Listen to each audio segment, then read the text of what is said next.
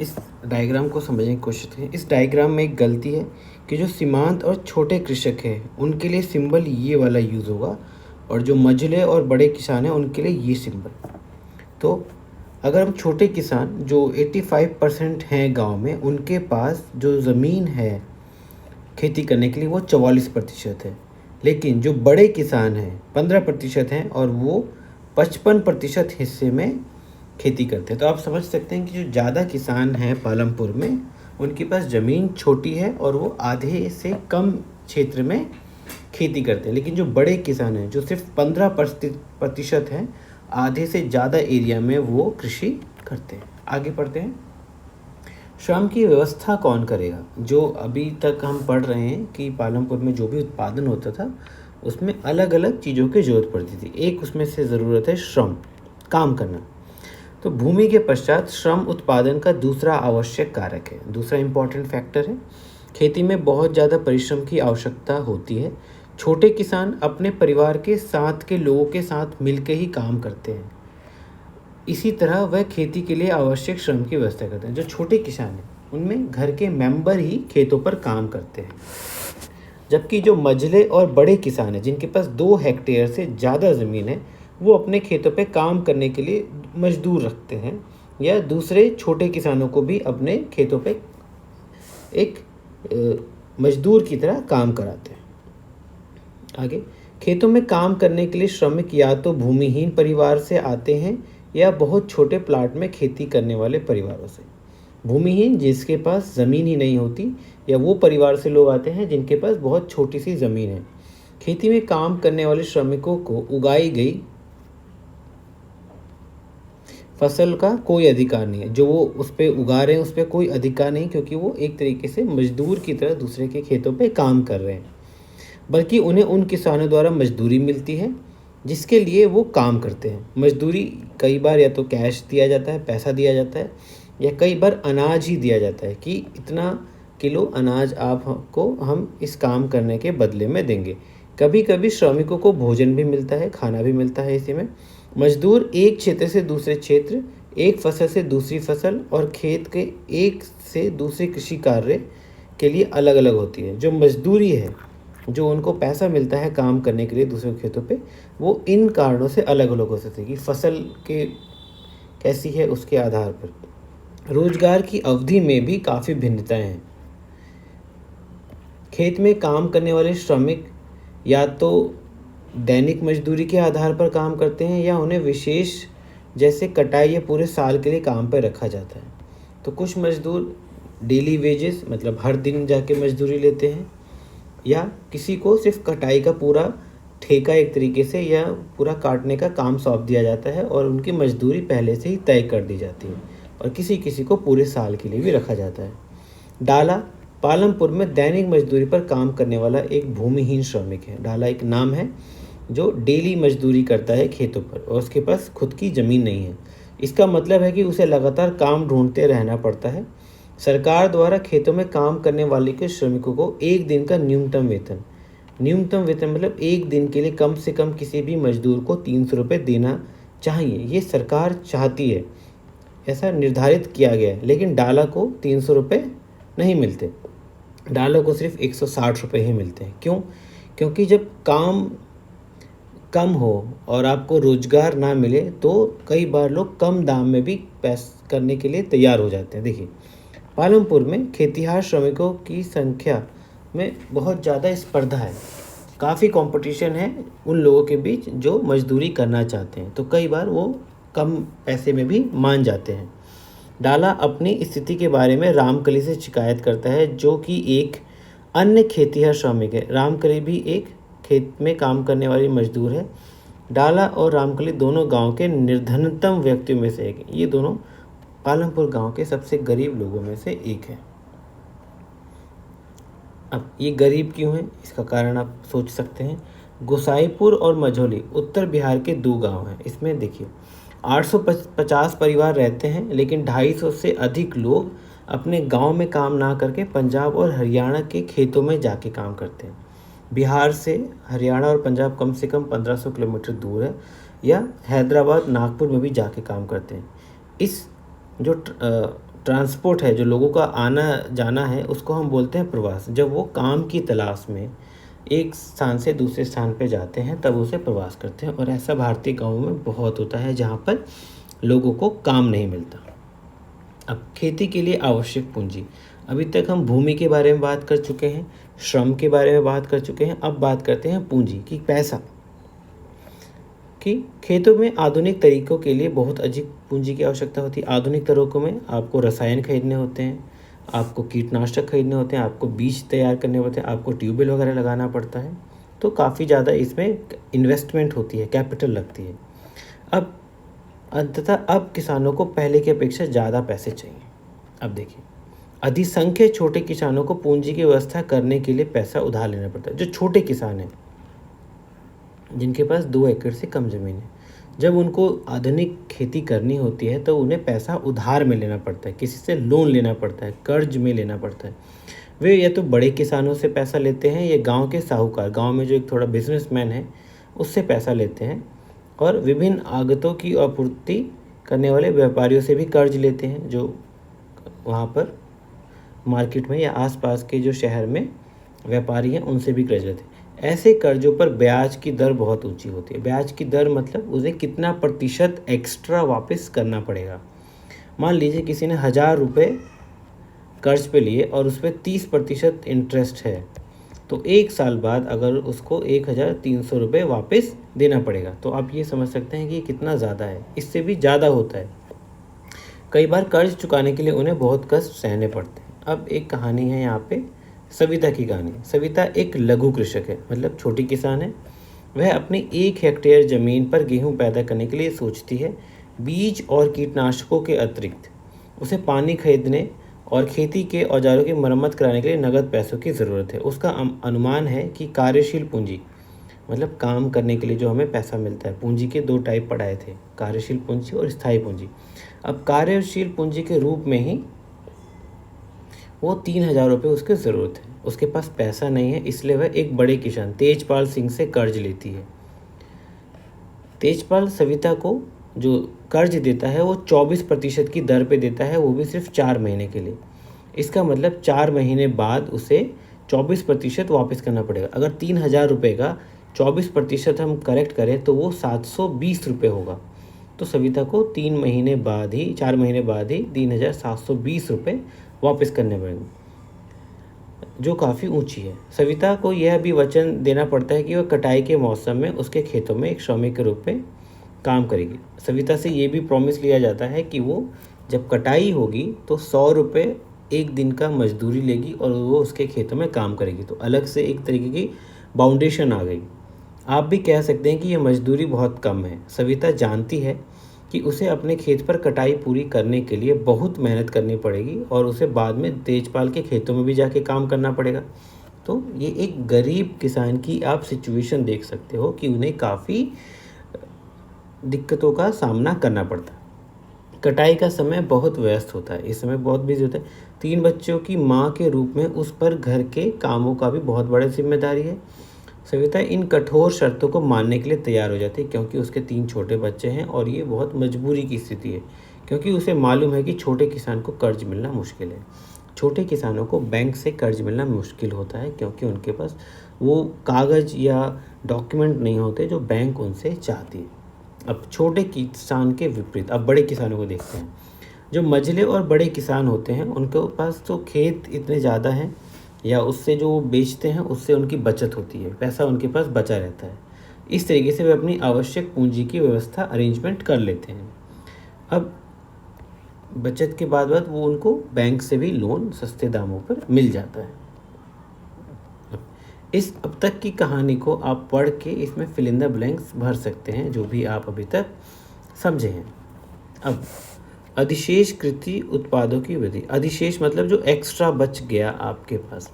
अब ये जो बच गया, गरीब के पास तो बचता नहीं है, लेकिन जो बड़े और मझले किसान हैं उनके पास बचता है, तो वो क्या करते हैं। जैसे मान लीजिए कि किसान ने उत्पादन के 3 कारकों का प्रयोग किया और अपनी भूमि पर गेहूँ पैदा किया। अब गेहूं की कटाई की जाती है और उसका उत्पादन पूर्ण हो जाता है। किसान गेहूं का क्या करेगा, वे अपने परिवार के उपयोग या उपभोग की जो अमाउंट है, जितना उसको अपने परिवार के लिए चाहिए वो गेहूँ रख लेगा और बाकी को बेच देते हैं। सविता और गोविंद के बेटों जैसे छोटे किसान के पास बहुत कम अधिशेष गेहूँ बचता है, मतलब इनके पास जो एक्स्ट्रा गेहूँ है वो बहुत कम ही बचता है, क्योंकि उनका उत्पादन बहुत कम होता है और उन्हें एक बड़ा परिवार की आवश्यकताएं भी निभानी पड़ती हैं। इसलिए मझले और बड़े किसान ही बाज़ार में गेहूं की पूर्ति करते हैं। जो बाज़ार में जितना गेहूं जाता है उसमें ज़्यादातर गेहूं जाता है बड़े और मझले किसानों का। जो चित्र 1.1 है, आप गेहूं से लदी बाजार जाती बैलगाड़ी देख सकते हैं। जो स्टार्टिंग में हमने देखा वहाँ पर गेहूं से भरी जो लाद है वो व्यापारी तक पहुँच रही है या शहरों के दुकानदारों तक पहुँच रही है, वो ज़्यादातर बड़े किसानों का है। एक बड़े किसान तेजपाल सिंह ने अपनी समस्त भूमि से 350 क्विंटल अधिशेष गेहूं प्राप्त किया। 350 क्विंटल का मतलब है 350 गुणे 100, एक क्विंटल में 100 किलो होता है। अब वो ये रायगंज के बाज़ार में बेच देता है। रायगंज पास का ही एक शहर है और अच्छी कमाई होती है। तेजपाल सिंह ने इस कमाई का क्या करता है? अब तेजपाल के पास सेविंग हो गई। पिछले वर्ष तेजपाल सिंह ने अधिकांश पैसा बैंक में अपने खाते में जमा कर दिया। बाद में उसने इस पैसे का उपयोग सविता जैसे किसानों को कर्ज देने में दिया, जिसने कर्ज की आवश्यकता भी थी। उसने बचत का उपयोग अगले मौसम की खेती के लिए कार्यशील पूंजी की व्यवस्था करने में भी किया। तो उसने पैसे से बैंक में डाला, बैंक में उसको कुछ फ़ायदा मिलेगा। उसने सविता को कर्ज दिया, वहाँ से उसको वो पैसा मिलेगा और सविता उसके खेत पे काम करने भी आएगी, और जो और पैसा बच गया उसको अगले साल जो खेती करनी है उसके लिए यूज़ करेगा। इस वर्ष तेजपाल सिंह बचत के पैसों से एक और ट्रैक्टर खरीदने की योजना बना रहा है। अब वो इस पैसों से एक ट्रैक्टर भी नया खरीदने वाला है। दूसरे ट्रैक्टर से उसकी स्थिर पूंजी में वृद्धि होगी। जो स्थिर पूंजी है, जिसको हम बोलते हैं कि ज़मीन कितनी है, गोडाउन है कि नहीं, ट्रैक्टर हैं कि नहीं, औजार हैं कि नहीं, या ट्यूबवेल है, ये सारी चीज़ें स्थिर पूंजी का हिस्सा है। तो पहले जिसके पास एक ट्रैक्टर था अब 2 ट्रैक्टर हो गया, तो अब वो उस ट्रैक्टर को किराए पे भी किसी को दे सकता है और उससे फिर किराया भी आएगा।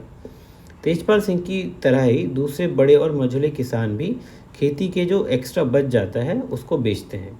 कमाई के एक भाग को अगले मौसम की पूंजी की व्यवस्था के लिए बचा लिया जाता है। एक हिस्से को हम अगले साल जो खेती करेंगे उसके लिए बचा लिया। इस तरह वे अपनी खेती के लिए पूंजी की व्यवस्था अपनी ही बचत से कर लेता है। इन्हें कहीं से लोन लेने की ज़रूरत ही नहीं पड़ती। कुछ किसान बचत का उपयोग कई बार पशु खरीदने में, ट्रक खरीदने में या दुकान खोलने में भी लगा देते हैं। जी, जैसा कि हम देखेंगे इन सबको गैर कृषि कार्यों के लिए पूंजी कहते हैं। अब जितने भी काम हमने यहाँ पे देखा, दुकान खोलना, ट्रक खरीदना, पशुपालन करना, ये गैर कृषि कार्य हैं और इनके लिए बड़े और मझोले किसानों के पास पैसा बच जाता है। अब पालनपुर में देखते हैं कि गैर कृषि क्रियाएं कितनी होती हैं। हम पहले ही पढ़ चुके हैं, ज़्यादातर लोग कृषि में काम करते हैं, बहुत कम प्रतिशत लोग गैर कृषि मतलब कृषि के अलावा, खेती के अलावा दूसरा काम करते हैं। केवल 25% लोग ऐसे हैं जो गैर कृषि कार्य करते हैं। अब उसमें से एक प्रमुख है डेयरी। डेयरी मतलब दूध का उत्पादन।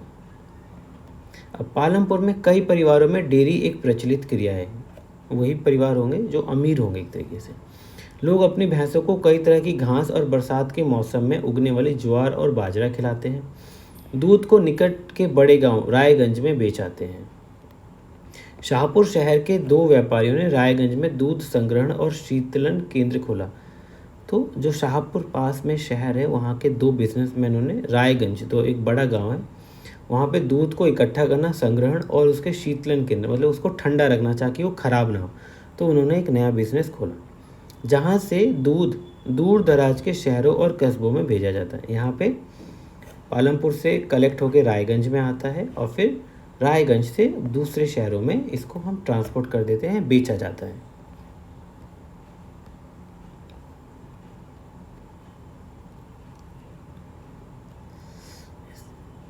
इसको आप देख सकते हैं कि अलग अलग किसानों पे हर साल कितना उत्पादन हुआ, कितना उपभोग किया और यहाँ पर कितना उन्होंने अगले साल के लिए पूंजी बचाई। इस एक्टिविटी को आप कर सकते हैं, अलग अलग तरह के किसान ले सकते हैं।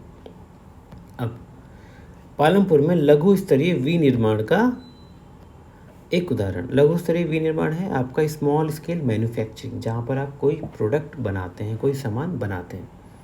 अब इस समय पालमपुर में 50 से कम लोग विनिर्माण कार्यों में लगे हैं काफ़ी कम। शहरों और कस्बों में बड़ी फैक्ट्रियों में होने वाले विनिर्माण के विपरीत, मतलब उसके ऑपोजिट, पालमपुर में जो विनिर्माण होता है, जो मैन्युफैक्चरिंग होता है, वो बहुत ही सरल उत्पादन विधियों द्वारा किया जाता है। इसमें बहुत बेसिक छोटे मोटे चीज़ें ही बनती हैं, जिसमें बड़ी फैक्ट्री की आवश्यकता नहीं, या एक सिंपल सी चीज़ें बनती हैं और उसे छोटे पैमाने पर ही किया जाता है, मतलब बड़ा स्केल नहीं है। विनिर्माण कार्य पारिवारिक श्रम की सहायता से अधिकतर घरों या खेतों में ही किया जाता है। इसमें हम मजदूर नहीं रखते, खुद ही घर के मेंबर लोग काम करते हैं। जैसे टोकरियाँ बनाना या मिट्टी के बर्तन बनाना, ये सारे काम एक लघु स्तर का विनिर्माण उद्योग है, जिसमें घर के मेंबर ही कभी कभी करते हैं। श्रमिक को भी कभी कभार ही किराए पे लिया जाता है, मतलब जिस समय काम की बहुत ज़्यादा डिमांड हो तब हम श्रमिकों को ले लेते हैं। अब यहाँ पे एक कहानी पढ़ते हैं, मिस्ट्री लाल की कहानी। अब मिस्ट्री लाल ने गन्ना पेरने वाली एक मशीन खरीदी, गन्नों को रस निकालने वाली एक मशीन खरीदी जो बिजली से चलती है, और उसने अपने खेत में लगाया। पहले गन्ने को पेरने का काम बैलों की मदद से किया जाता था। पहले जो गन्ना निकालते थे, बैल घूमते थे और उसमें बीच में जो मशीन था उसमें गन्ना पीसता था। पर अब लोग इसे मशीनों को करना पसंद कर, अब मशीन से वो काम आसान हो जाता था।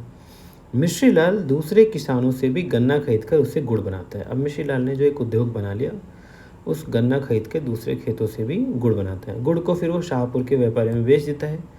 अब इसको थोड़ा लाभ कमा लेता है, अब थोड़ा सा कमा ही लेता है। अब करीम की भी एक कहानी। करीम ने गांव में एक कंप्यूटर केंद्र खोला, एक साइबर कैफ़े की तरह एक कंप्यूटर केंद्र खोला। हाल के वर्षों में कई विद्यार्थी शाहपुर शहर के कॉलेज जाने लगे थे।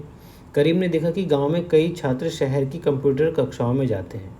गांव से बहुत सारे लोग पढ़ने के लिए, कंप्यूटर क्लासेस के लिए शाहपुर जाते थे। तो उसने सोचा कि अगर हम गांव में खोल लें तो बच्चे यहाँ भी आएंगे। तो गांव में 2 महिलाओं के पास कंप्यूटर अनुप्रयोग की डिग्री भी थी। गांव में मतलब सिखाने वाली 2 औरतें भी थीं। उसने उन्हें काम पर लाने का निश्चय कर लिया। अब उन्होंने सोचा कि एक हम कंप्यूटर खरीद लेंगे और इन 2 महिलाओं को उस ट्रेनिंग में लगा देंगे। तो उसने कंप्यूटर खरीदे और अपने घर में बाजार की ओर खुले बाहर के कमरे में कक्षाएं प्रारंभ कर दी। जो बाजार की तरफ उसके पास कमरा था, वहाँ पर उसने क्लास स्टार्ट कर दी। हाई स्कूल के छात्र ने पर्याप्त संख्या में इन कक्षाओं में आना प्रारंभ कर दिया। तो ये भी एक स्मॉल स्केल सर्विसेज है। ये तो आपका विनिर्माण है और ये आपकी सेवाएं हैं, जिसके लिए वो पैसे भी लेता है। ये आपका मैन्युफैक्चरिंग है, विनिर्माण। अब इसको आप चर्चा कर सकते हैं। अब पालमपुर के दुकानदार, अब जो शॉपकीपर्स लोग हैं, पालमपुर में ज़्यादातर लोग व्यापार नहीं करते, मतलब वस्तु विनिमय नहीं करते। वो किसी को अनाज चाहिए होता तो अनाज के बदले करते हैं। पालमपुर के व्यापारी वे दुकानदार हैं जो शहरों के थोक बाज़ारों से कई प्रकार की वस्तुएं खरीदते हैं। अब वो शाहपुर के गांव से थोक में माल खरीद के लेके आते हैं और पालमपुर में गांव बेचते हैं, उन्हें गांव में लाकर बेचते हैं। आप देखेंगे कि गांव में छोटे जनरल स्टोर में जैसे चावल, गेहूँ, चाय, तिल, बिस्कुट, ये सब, यहाँ तक कि कुछ कपड़े भी मिलते हैं। कुछ परिवारों ने, जिनके घर बस स्टैंड के निकट हैं, अपने घर के एक भाग में छोटी सी दुकान खोल ली है। वे खाने की चीज़ें भी बेचते हैं। तो छोटी मोटी दुकानें, बस स्टैंड के पास एक दुकान लगा ली, स्टॉल इस तरीके से। अब परिवहन तेज़ी से विकसित होता एक क्षेत्र है, एक एरिया है ट्रांसपोर्ट का, जो पालमपुर में काफ़ी तेज़ी से विकसित हो रहा है। पालमपुर और रायगंज के बीच सड़क पर कई प्रकार के वाहन चलते हैं। रिक्शे वाले, तांगे वाले, जीप, ट्रैक्टर, ट्रक इत्यादि से लोग चलते हैं, जो परिवहन सेवाओं में शामिल है। अब यहाँ पर हम कोई विनिर्माण, कोई मैन्युफैक्चरिंग नहीं हो रही है, ये तो सेवाएं हैं। 10 रुपये में कहीं पे जैसे ग्रामीण सेवा वगैरह चलता है। वे लोग और वस्तुओं को एक जगह से दूसरे स्थान पर पहुँचाते हैं और इसके बदले में उन्हें पैसे मिलते हैं। गत कई वर्षों मतलब पिछले कुछ वर्षों में परिवहन से जुड़े लोगों की संख्या बढ़ गई है। जैसे किसी ने नया ई-रिक्शा खरीद लिया या ऑटो खरीद लिया, तो वो अब ऑटो चला रहा है और उसी से, तो धीरे धीरे जब वहाँ पे रोड अच्छी बन गई तो लोगों ने ट्रांसपोर्ट सेवाओं देने के लिए कुछ ना कुछ अपने साथ खरीद लिया। अब किशोर की कहानी। किशोर एक खेतीहर मजदूर है। किशोर के पास मतलब ज़मीन नहीं है, वो खेतों पर काम करता है। अन्य ऐसे ही श्रमिकों की भांति किशोर को अपनी मजदूरी से अपने घर परिवार की आवश्यकता पूरी करने में कठिनाई होती थी। अब उस मजदूरी जो काफ़ी कम मिलती है, उससे वो अपने परिवार को अच्छे से चला नहीं पा रहा था, उसको काफ़ी कठिनाइयाँ थी। कुछ वर्ष पहले किशोर ने बैंक से कर्ज लिया था। किशोर को बैंक से कर्ज मिला।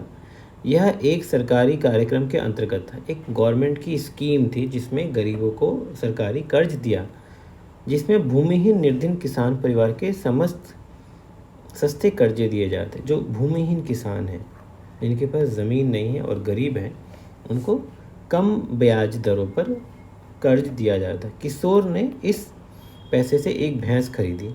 अब वह भैंस का दूध बेचता है और अपनी भैंस गाड़ी भी बना ली है उसने, जिसमें वह कई प्रकार के सामान ले जाता है। सप्ताह में एक दिन वह गंगा के किनारे से कुम्हार के लिए मिट्टी लेकर आता है और कभी कभी वह गुड़ अथवा अन्य वस्तुओं को शाहपुर ले जाता है।